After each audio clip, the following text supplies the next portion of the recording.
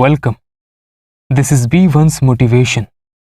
Once upon a time, Buddha with his disciples were traveling from place to place. They stopped at a small village for few days. Hearing this, some villagers visited him for listening to his divine speeches and to seek his blessings. Many of them would go to him to ask solutions for their problems. In a few days, the other villages nearby also started coming to see Buddha. One day, a beautiful woman from the other village came to him and said, "You look like a prince. Could you please tell me, being so young, why you are dressed in such rags and wandering around asking for alms?" Buddha said, "I wanted to find the answers for few questions.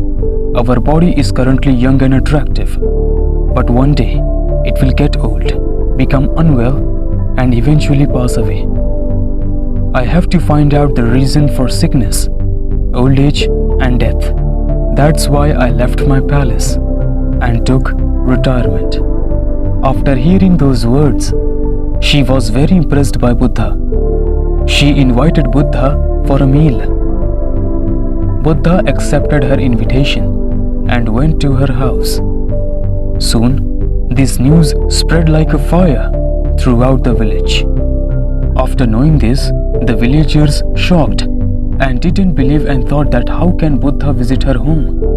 Villagers went with the head of the village and stopped Buddha. The head told him not to go to the woman's house as she is characterless. Buddha asked the village head, "How can you say that the woman is characterless?" Village head said, "She is having a physical relations with many men of the nearby village. This proves the woman's character. So please don't go to her house." Buddha held right hand of the village head and asked him to clap. Village head looked surprisingly at Buddha and replied, "How can anyone clap with one hand? I cannot clap with one hand because you have held my other hand." Then Buddha replied, "If one cannot clap with single hand, that means the men in the villages are also characterless. How can that woman only be characterless?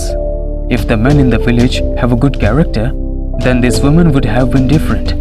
So it means men are responsible for it, not the women." Hearing this, all the men of the village were felt ashamed.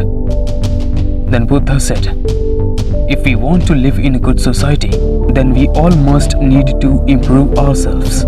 Without improvement, there will be never a good society. So the humans need to know this simple logic, that first improve yourself and then automatically society will change." Listening this, all the villagers walked away from there with a sense of shame. Remember, blaming someone is very easy, and we often see it in our society. If you see, society is nothing, but it is a group of people involving with each other, and you encounter different people who have different thoughts. With this, we need to constantly think about how can we make our society better if we don't make ourselves better. So, in order to change society, we must first improve ourselves. Then only we will be able to improve the quality of life in this world. Stay happy, stay blessed, and always be one's motivation. Thank you so much for watching.